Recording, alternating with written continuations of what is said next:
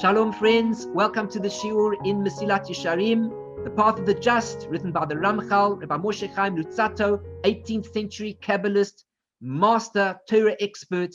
And this, of course, is a work in Musar, working on ourselves, working on our ethics.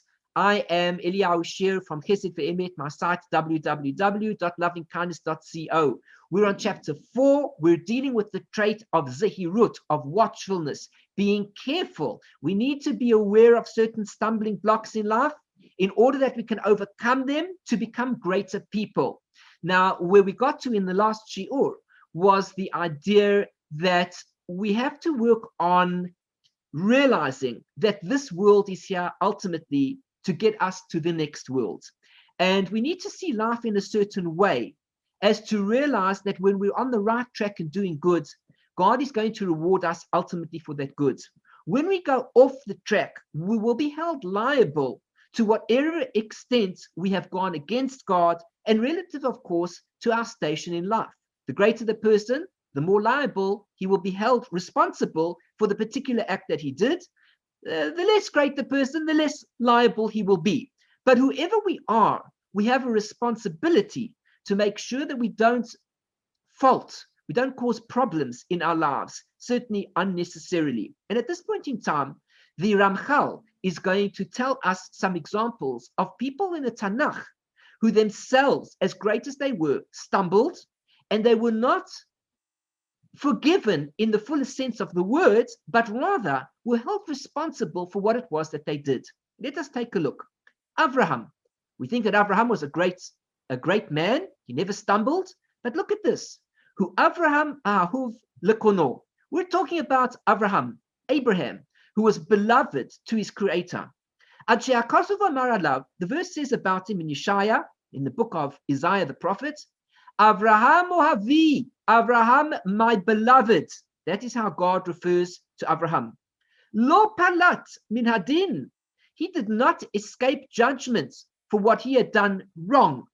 Mipnei devarim kalim. For some very light things that he did wrong.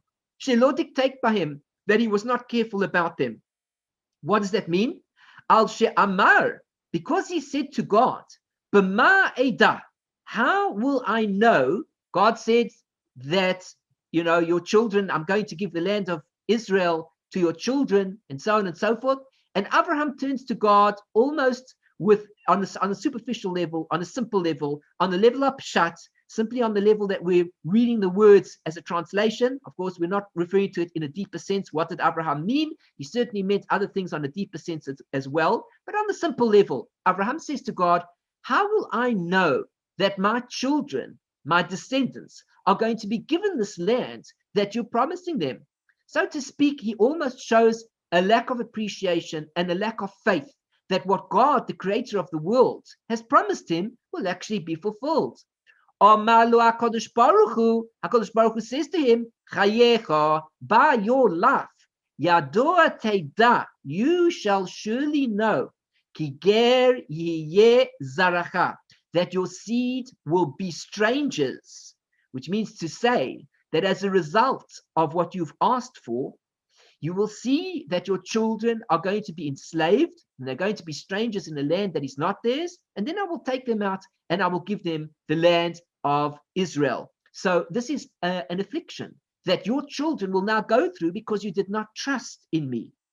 Al scharat bris, al shekares bris im Avimelech, since he established a covenant with Avimelech, velo tzivoyo shel makom, without the commandment of Hashem, he made a brit, a covenant with Avimelech.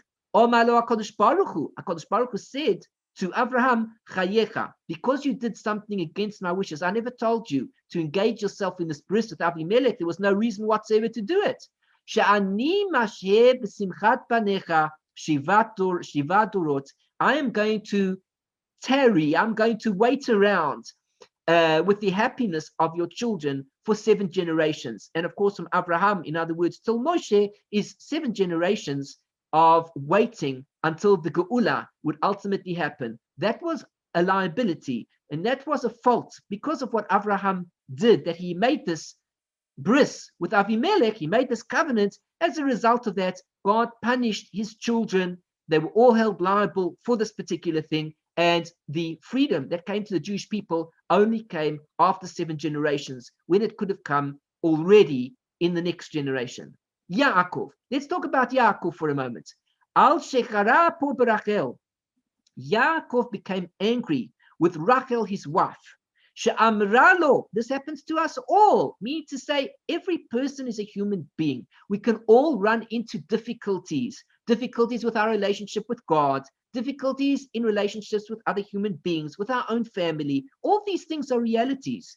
And now, how do we deal with it? That's the real test. Yaakov shouldn't have stumbled over here. What did he do wrong? He became angry with his wife Rachel.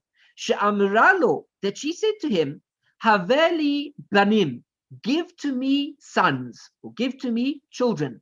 Rachel did not have any children, and as we know, Leah did have children.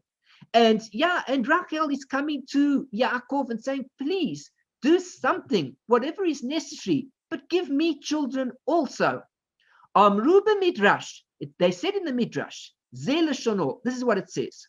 Amar lo HaKadosh Baruch Hu. HaKadosh Baruch Hu said to him, Kach onim es hamaukot. Is this how we answer? In other words, is this how one answers people who are oppressed? Rachel does not have any children. She comes to her husband. She says to him, do something. Help me have children. And he says to her, do you think it's my fault? It's not my fault. I would give you children gladly. I already have children with Leah. It must be your fault. It's all your fault, so to speak. Again, on the simple level, this is what Yaakov, on the simple level of Pshat, the simple, easy understanding level of the Torah, Yaakov is apparently oppressing his wife Rachel and saying it's got nothing to do with me. It's not my fault. Leave me alone. As a result of his oppressing her, no matter what, Chayecha, says God to Yaakov, Shebanecha umdim lifnei b'na. Your children will stand in front of her child. And this is exactly what we're seeing now in the parashiot that we're reading right now at this point in time. By your life, your children, meaning to say the children from Leah and Bilhah and Zilpah, will stand in front of her child, which means to say Yosef. The punishment will be, you want to oppress her? Don't worry about it. I'm going to bless her with children one day, and that one child at least, your children, meaning the other children, will stand up in front of her as a punishment and an affliction to show, because you didn't have the humility to grant to her wishes, I will grant the wishes, and the rest of your children will have to suffer on account of that. In other words, each of these people that we're speaking about were held liable because of things they did wrong. And the Ramchal is coming to teach us that we too need to realize our responsibilities, that if we do things that are not right in accordance with God's wishes, then we will be held responsible. Nobody is let off the hook. And since he put Dinah, his daughter, into a box, into a coffin, in order that Esav would not take her, he hid her away so that Esav wouldn't be able to see her. Esav wanted to marry Dinah, the daughter of Yaakov.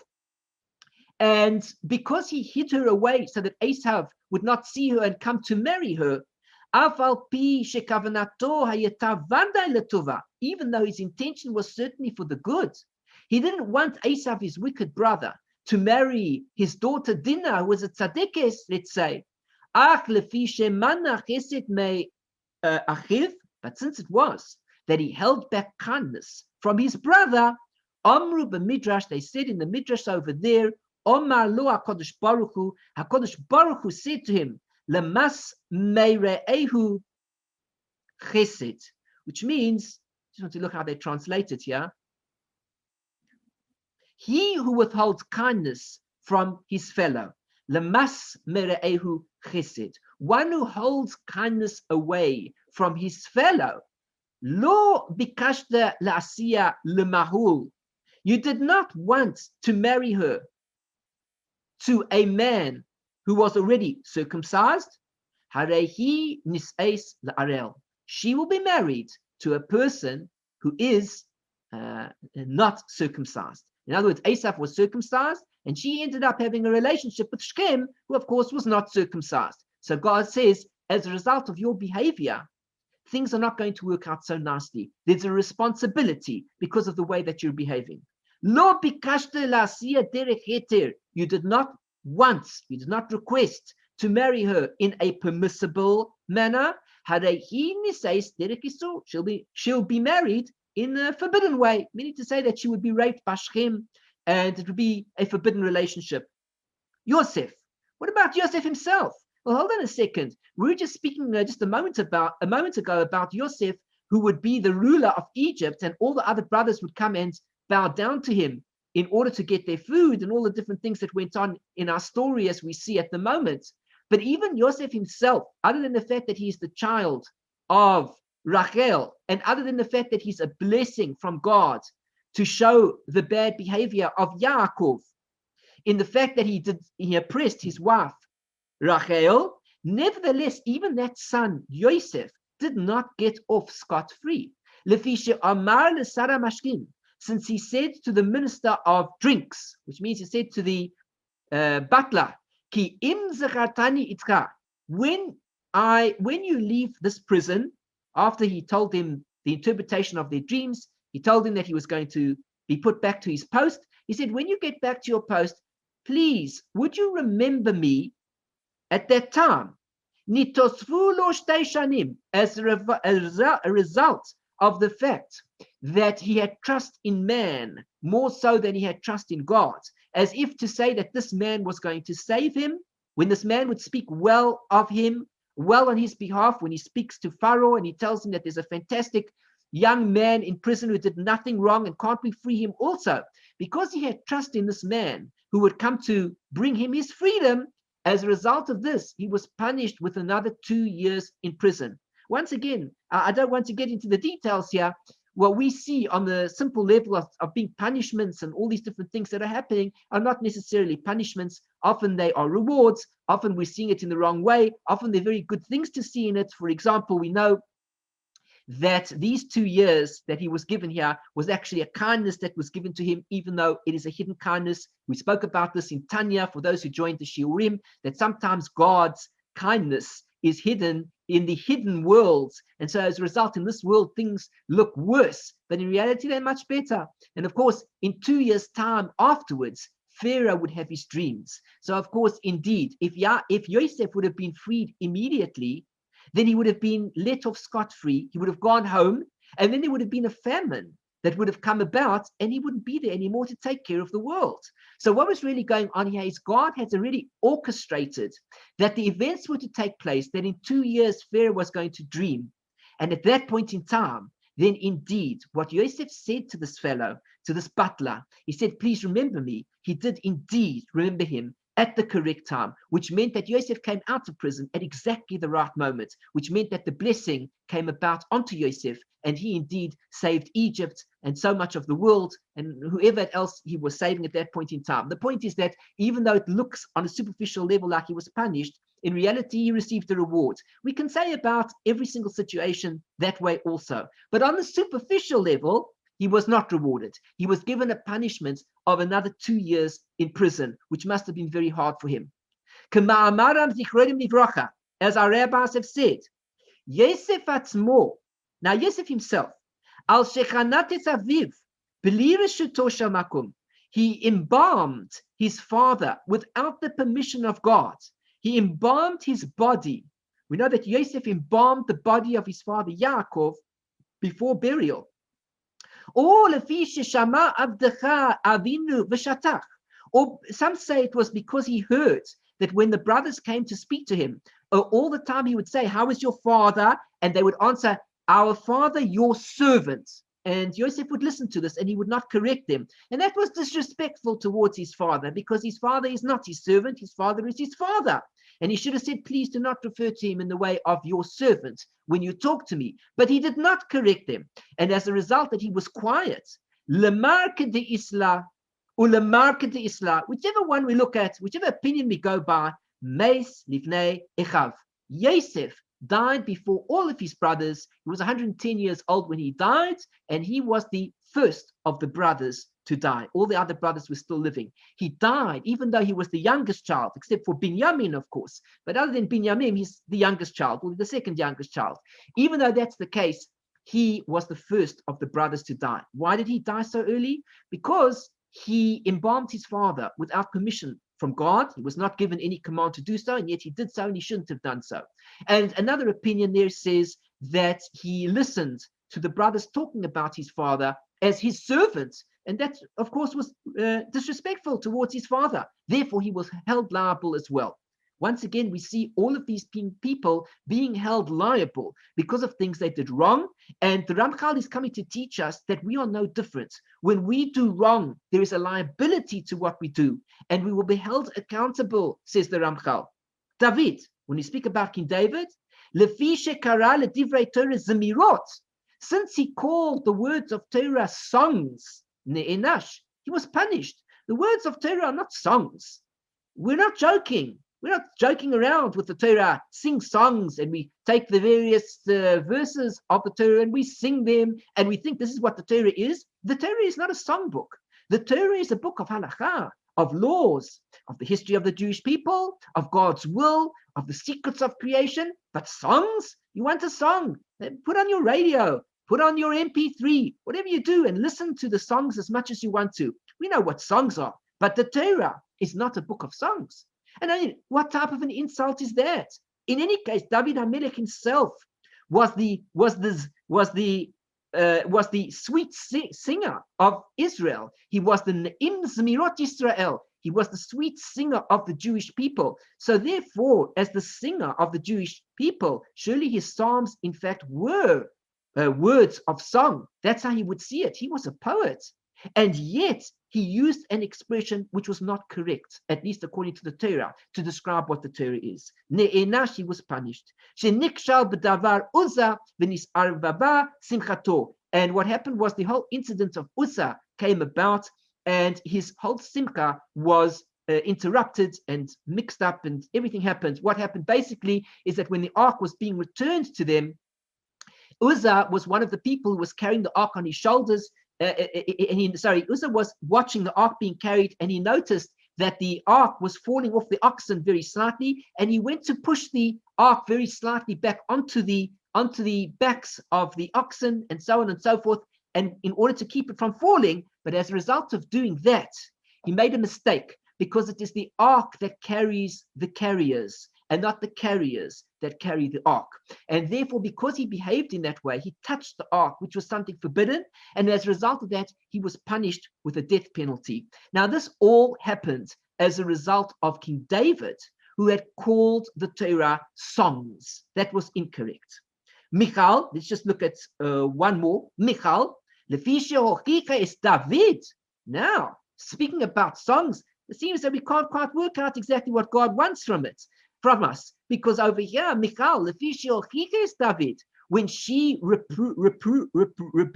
she reproved David, that he was dancing outside when the ark was coming.